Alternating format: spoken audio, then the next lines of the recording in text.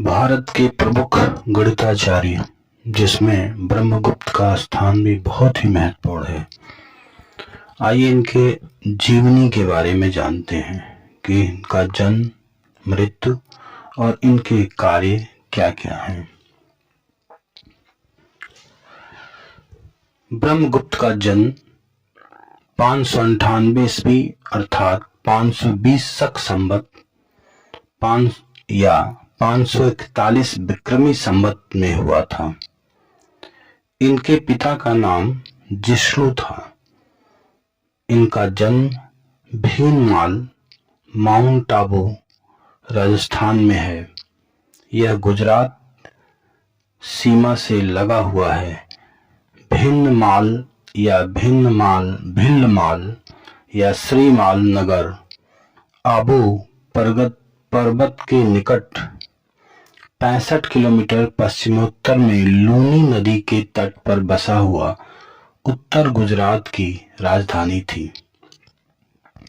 ये भिल्लमाल या श्रीमाल एक ही जगह है, का नाम है। ब्रह्मगुप्त के समय यह एक वैभवशाली नगर था। उस समय हर्षवर्धन का शासन था। ब्रह्मगुप्त उज्जैन गुरुकुल के प्रमुख खगोल शास्त्री थे। उन्होंने 30 वर्ष की आयु में अर्थात 628 ईस्वी में ब्रह्मस्फुट सिद्धांत, इनकी बहुत महत्वपूर्ण किताब है, ब्रह्मस्फुट सिद्धांत नामक प्रसिद्ध ग्रंथ की रचना पद्य में की थी।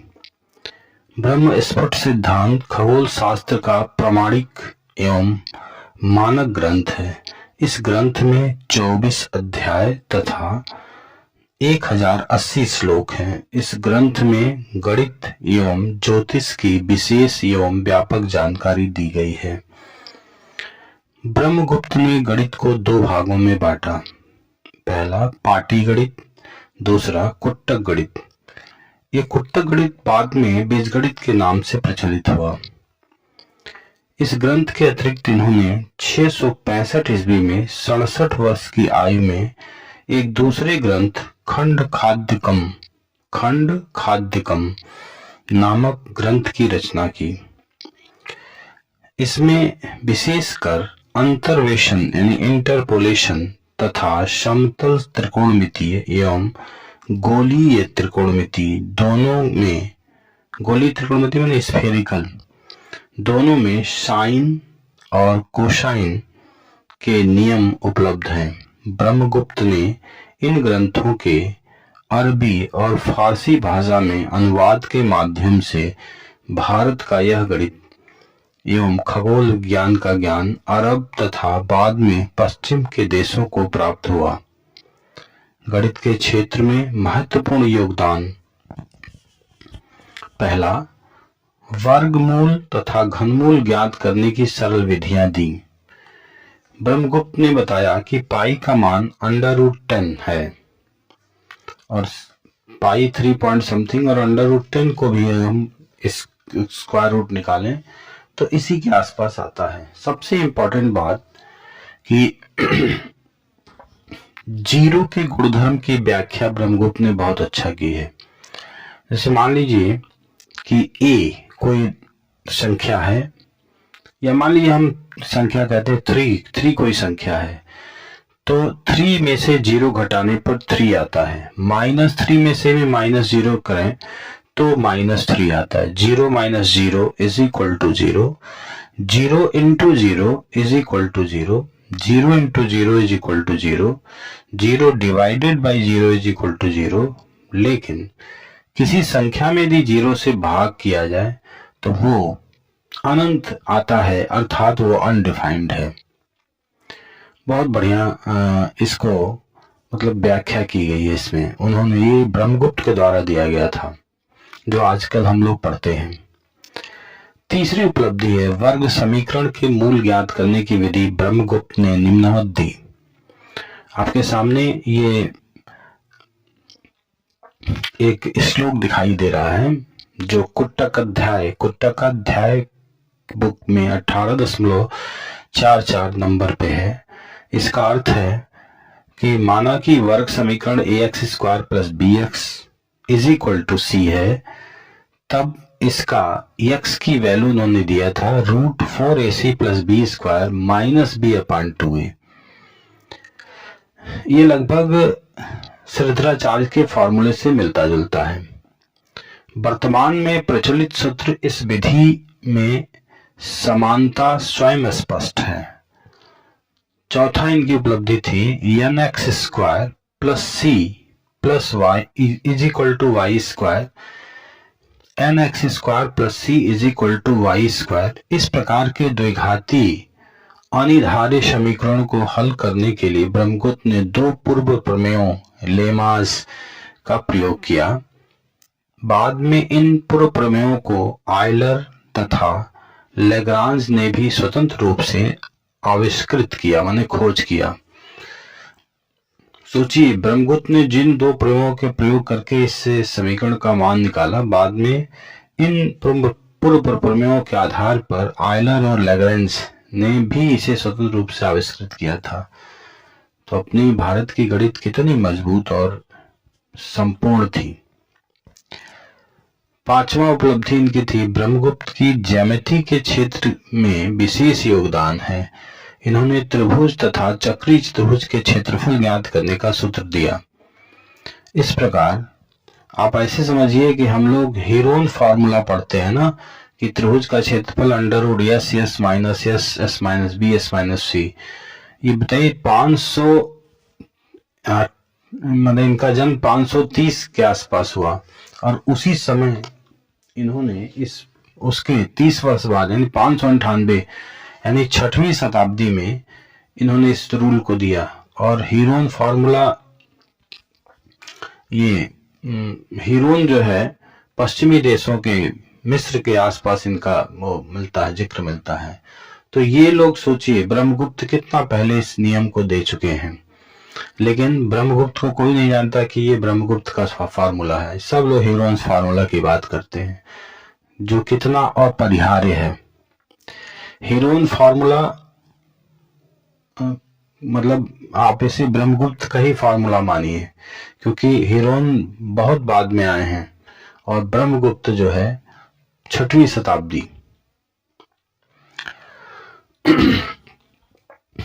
ये ब्रह्मगुप्त ने चक्री चतुर्भुज का भी क्षेत्रफल दिया है, जो काफी इंपॉर्टेंट है, और त्रिभुज का क्षेत्रफल। तो चक्री चतुर्भुज, पहले हम त्रिभुज का क्षेत्रफल आपको बताते हैं। त्रिभुज का क्षेत्रफल यस, और हम जानते हैं कि यस का मतलब होता है S a plus B plus C, यानी half perimeter a plus B plus C by 2।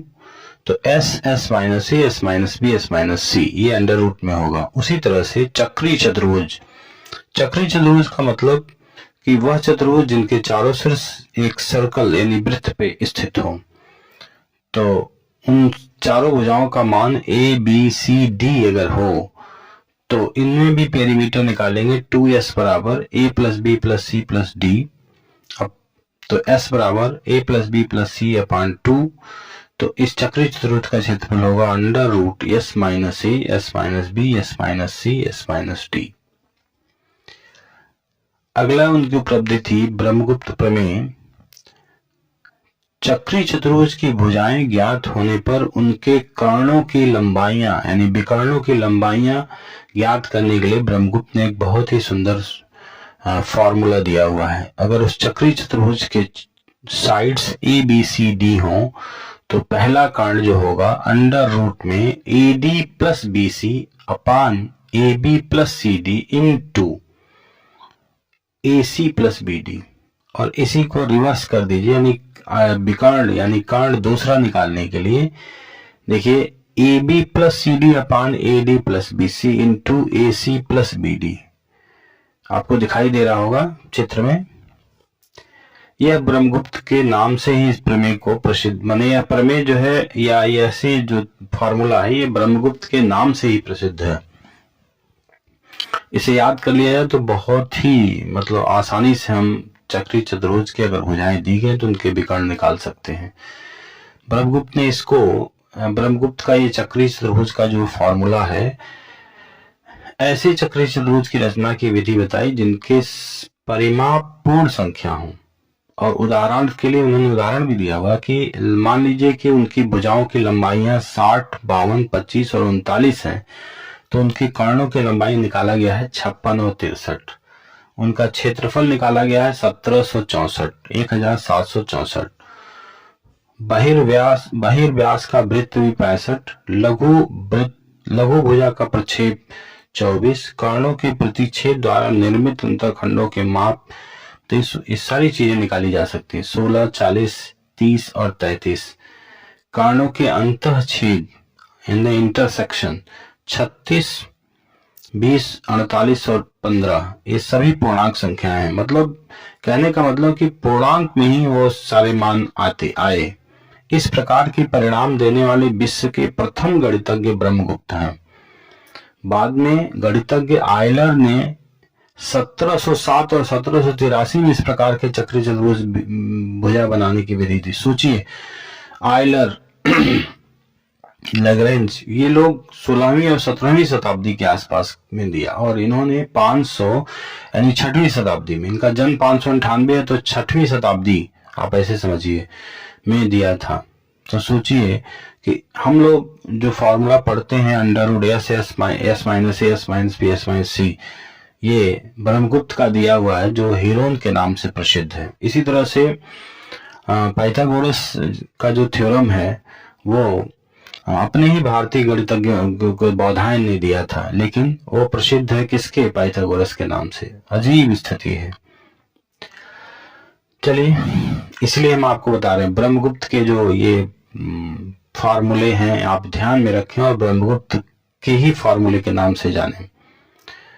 Brahmagupta के गणित के क्षेत्र में मौलिक और अद्वितीय योगदान के आधार पर महान गणितज्ञ भास्कराचार्य ने उन्हें गणक चक्र चूड़ामणि की उपाधि से सम्मानित किया। ब्रह्मगुप्त को अरबी गणितज्ञों का आदि गुरु माना जाता है।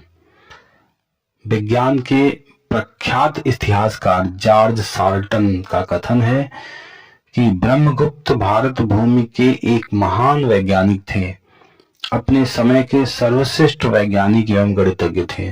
निश्चय ही संसार के महान गणितज्ञों में ब्रह्मगुप्त का स्थान मुकुट माणिक की तरह सर्वोपरि है।